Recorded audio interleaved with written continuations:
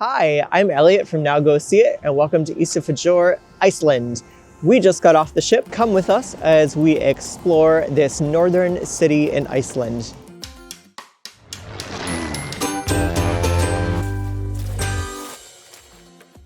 Welcome back to Now Go See It. Today we're in Isafjordur, Iceland, a small port town in one of the most remote parts of the country. This is the kind of place you probably wouldn't visit unless you were on a cruise. It's far from the crowds, way off the main tourist routes, and feels like real Iceland. Aside from the 4,000 of us who showed up on the cruise ship this morning, it's quiet, low-key, and nothing like bigger and busier ports. Isafjordur is the largest town in the Westfjords region, which isn't saying a whole lot. The population here hovers around 2,700 people, about half the capacity of the ship in port today. It's a fishing village first and foremost, and it has been for centuries. You're surrounded by dramatic mountains that rise almost straight up from the fjord. The town itself is built on a narrow strip of land, and the whole place has this small town energy where it feels like everyone kind of knows each other, and they probably do. We arrived early in the morning. It was a brisk 45 degrees Fahrenheit, that's about 7 degrees Celsius, when we stepped out on deck 17 for breakfast. From the ship, you've got a perfect view of the town. Getting off the ship was easy. You don't need a shuttle, you don't need a tender, you don't need to be on a group tour, you just walk off. After stepping off the ship, there's a gravel path that leads into town. It takes about 5 minutes. It's all flat, and you're surrounded by birds, boats, and fresh sea air. Just outside the secured cruise area, there's a small hut where you can grab a free map and perhaps get on a last-minute tour or excursion. There are usually things like Puffin Island trips or whale-watching tours. If you didn't book anything ahead, that little hut might be worth checking out. A short walk beyond that, you'll find the Isafjordur Tourist Information Center. It's right across from the Westfjords History Museum. That's another spot where you can book tours, pick up pamphlets for local attractions, or get advice on what's open and what's worth seeing while you're in town. Availability of last-minute excursions was extremely limited while we were here. It's highly advisable to book something in advance. We list some of the top shore excursions on our website, nowgoseeit.com, or visit your cruise shore excursions desk in advance.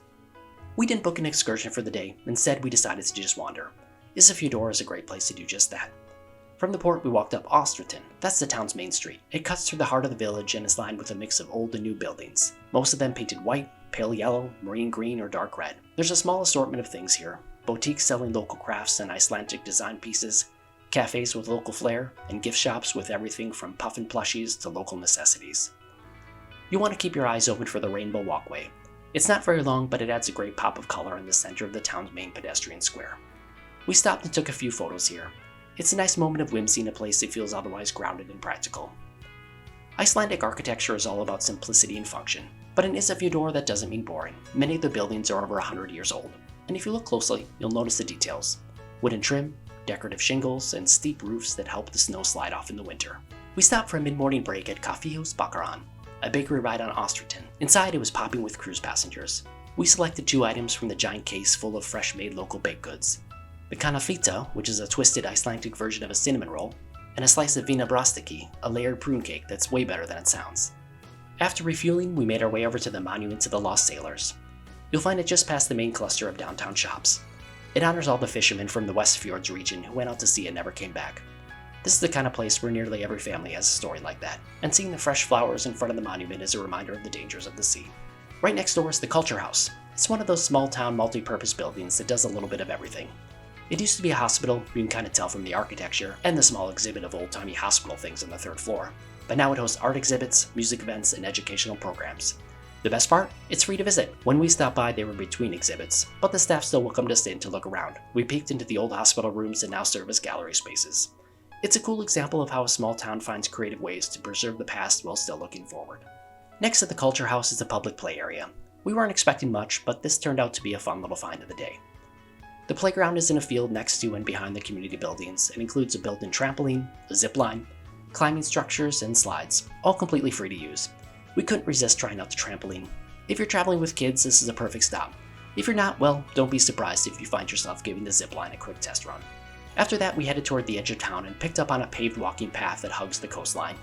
It doesn't have an official name, but you'll find it easily by walking toward the shore.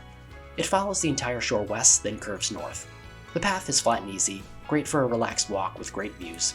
We passed a couple of benches, a few informational signs about local wildlife, and a lot of seabirds. You'll see small boats out on the fjord, some resting on docks, others headed out towards the open sea. It's quiet out here, peaceful in a way that's hard to describe. Eventually, we loop back towards the port area, which is more than just a place to get on and off the ship. There's actually a lot to see here.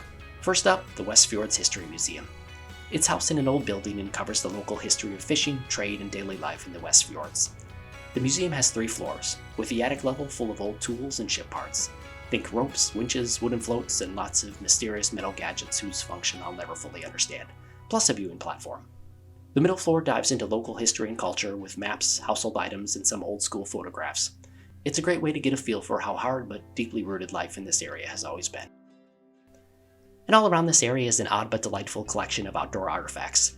There's an unmarked pile of giant whale bones that no one seemed to notice, a rusted ship anchor, driftwood beams, sculptures, and just enough randomness to make you wonder if this was all on purpose or if that's just how it was.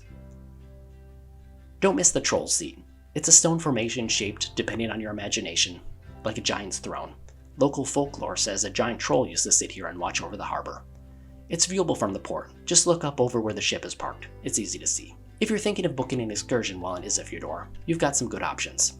Whale watching tours are one of the most popular activities here. Boats head out into the fjord to spot humpbacks, minks, and sometimes porpoises. We heard that sightings are pretty common in summer months. There's also the Puffin Island tour to Víkur Island. Víkur is a tiny privately owned island with thousands of nesting puffins, eider ducks, and Arctic terns. Because it's protected, visitor numbers are limited. The tour typically includes a boat ride, a short hike, and sometimes tea and pastries with the island caretakers. If you want to do that one, definitely book ahead. Seats are limited, and it's one of the most memorable excursions from this port. This tour wasn't being offered during our visit. All in all, Isafjordur ended up being one of the most unique cruise stops on the itinerary. It doesn't have a checklist of big-ticket sites or flashy attractions, but what it does have is authenticity, calm, and charm all in the right places.